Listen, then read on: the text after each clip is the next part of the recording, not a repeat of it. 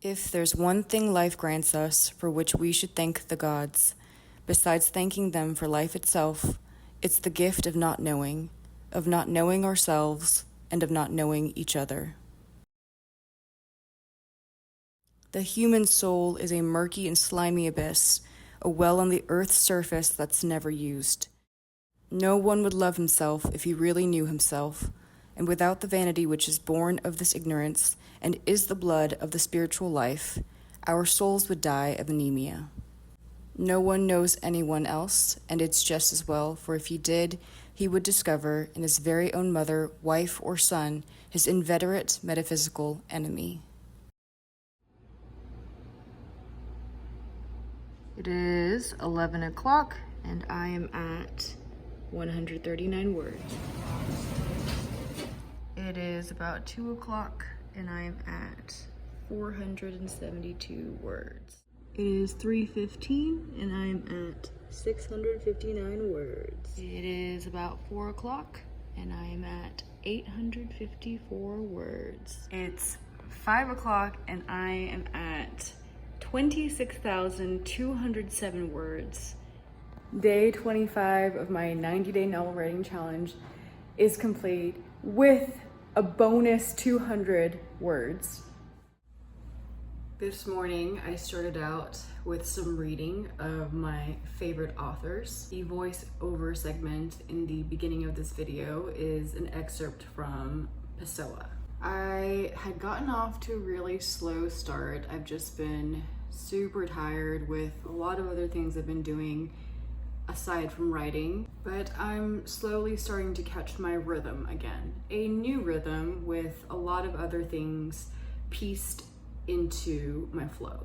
In reflection, when I think about those bad days I've had, they really reflect more a state of physical overwhelm, creative overwhelm, than they do anything about my actual writing. At least that's what I've come to realize. And so in those bad days, I remind myself of this, but also that there are books like Finnegan's Wake out there.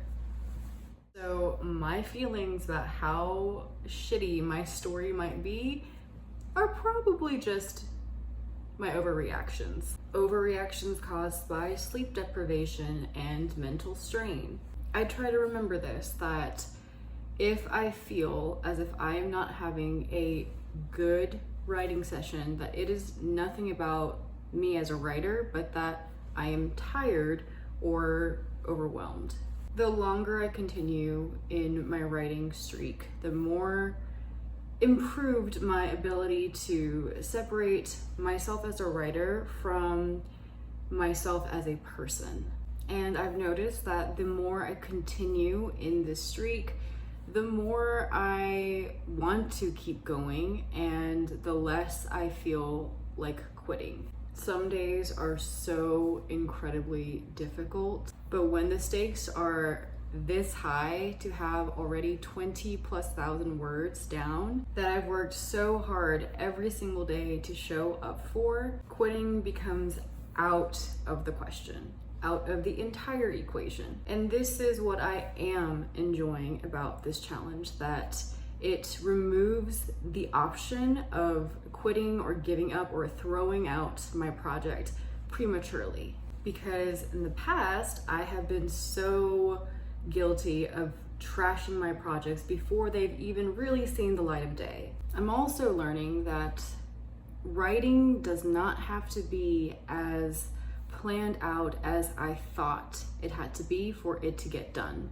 I don't have to know everything that's going to happen, all the character arcs, all the plot lines. I can very much figure this out as I show up on a day-to-day basis. And I think that's encouraging, because I do feel that part of where people might get discouraged from writing is in thinking that there's so much that has to be worked out before you can start. I've learned that there's actually a lot of learning and iterating that happens on the scene, like in the session of writing, that can ever be mapped out in a blueprint or a plan.